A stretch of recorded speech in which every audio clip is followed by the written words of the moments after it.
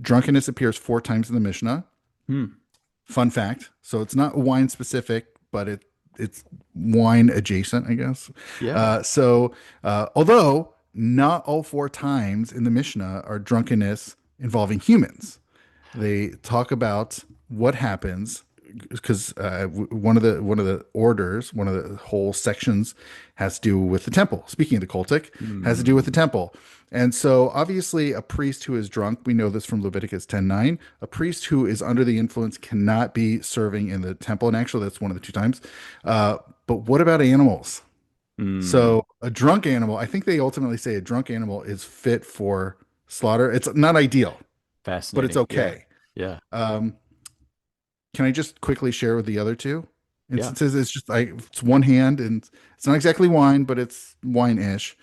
So one is it talks about a scenario where 2 friends are near a river and they're drunk and one pushes the other one into the river.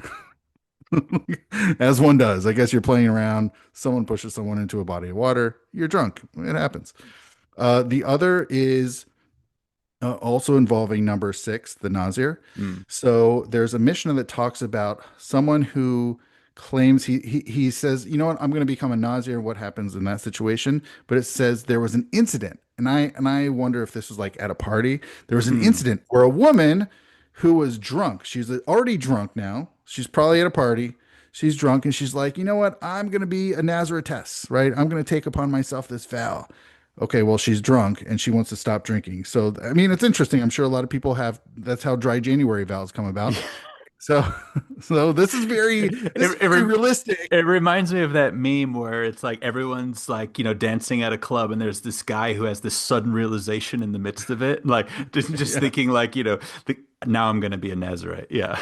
right. So this is a great scene. Nothing, there's like 80 times. I think I counted. There's like 80 some odd times in the mission where they say ma'aseh.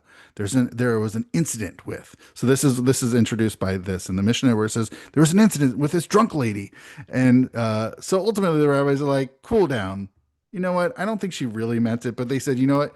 She doesn't have to actually be dry for 30 days. So actually, you know what? I'll share this incident as a side. The rabbis actually very clearly at the beginning of Nazir, they say, you know what? The standard time period for a Nazir is 30 days. Now, Hmm. anybody reading number 6 knows there is no Yeah. time limit Right. or period, Right.